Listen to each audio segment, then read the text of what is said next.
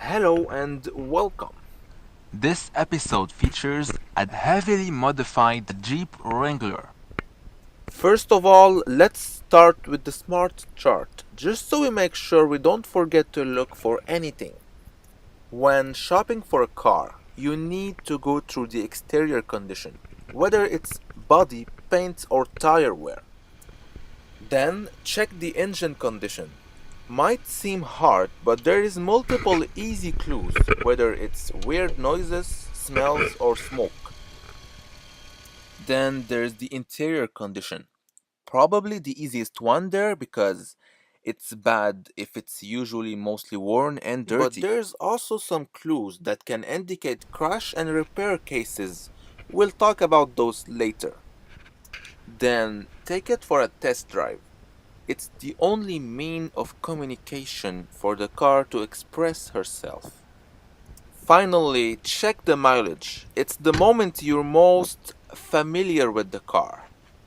Keep in mind that there really is no way to be 100% sure a used car won't need any repairs. What I would like to share is ways to minimize the risk and deal the best price as fairly as possible.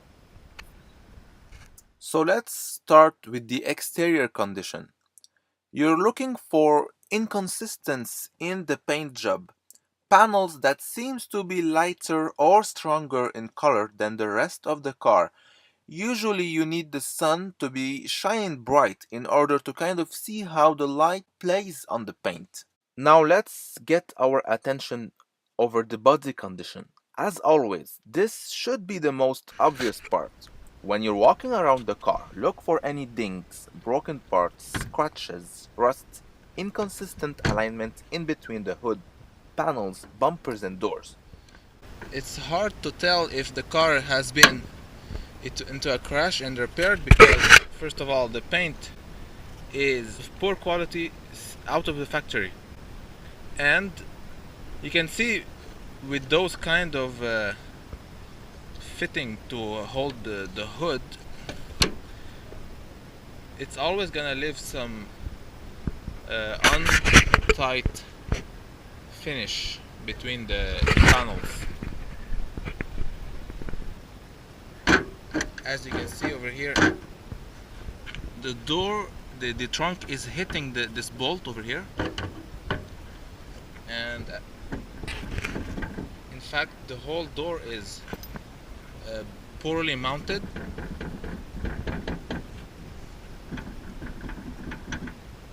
So that is an indication that this car has been used a lot. The wheels and tires. First of all, look and see if all four tires are the same make and model.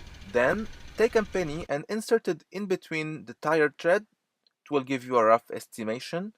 And finally, check the rims for scratches, pothole damage, and faded paint. Behind each wheel, you'll find mechanical components. This Jeep will give you easy access to components such as front axle, ball joint. Even if you're not a mechanical expert, you can still look for anything unusual, if anything seems torn, broken, rusted, and if you're not sure, compare both sides.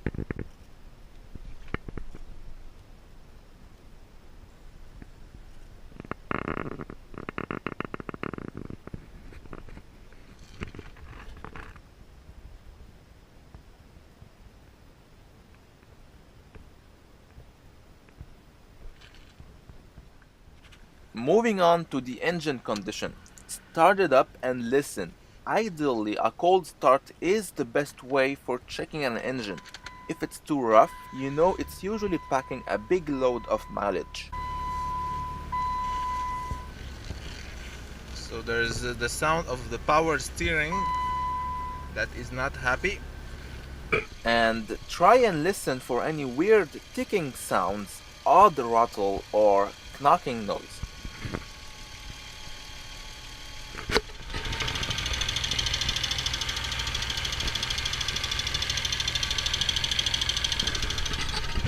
There is a ticking sound. Don't forget to check for oil leak under the engine bay.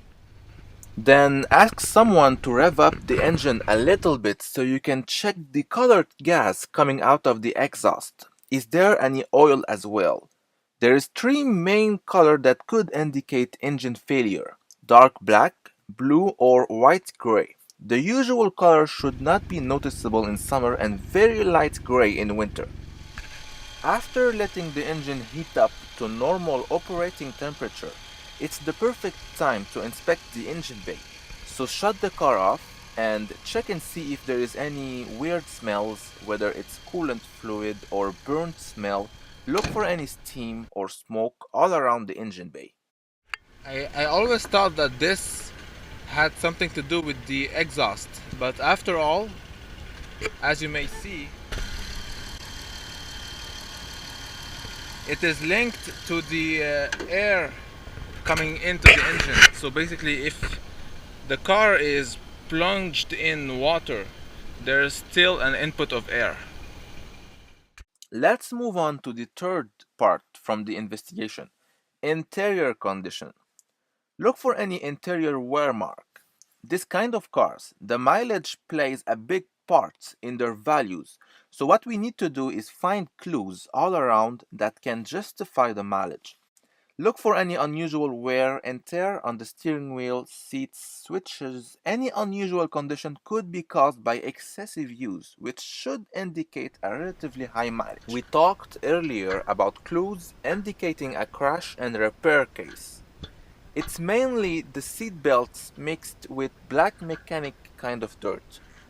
When a car gets into the hands of a cheap money-making mechanic, you'll most probably find black mechanic dirt all around the interior. Granted, it doesn't mean the car was crashed.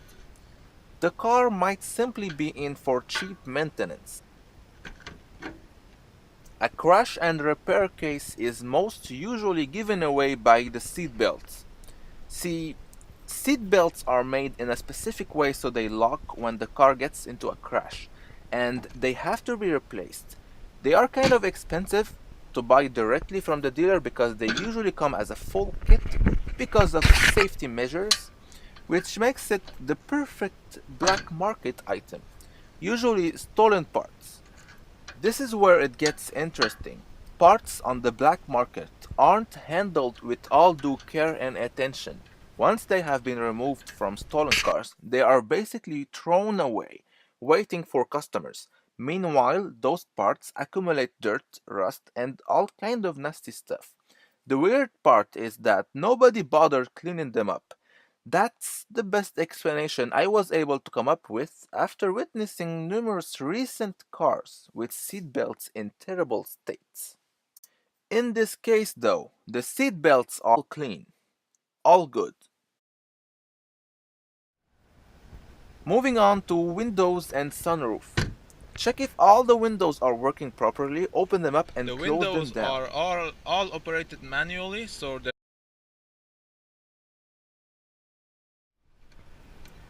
Don't forget to check if the windshield wipers show any malfunction. Now it's time for a test drive. I would suggest to drive it in city roads until it heats up, then take it on the highway. Make sure the radio is turned off and ask the salesman to remain quiet so you can focus on the car. After going through that smart chart thoroughly, you really should begin to have an idea on the actual mileage of the car, so check it out at the very end of your investigation. If the shown number makes you uncomfortable, walk away or try and get the best deal as fairly as possible. Don't forget to check and see if there is any cluster light indicating needed maintenance. Check engine light is on. I'll thank you for watching and hope you enjoyed.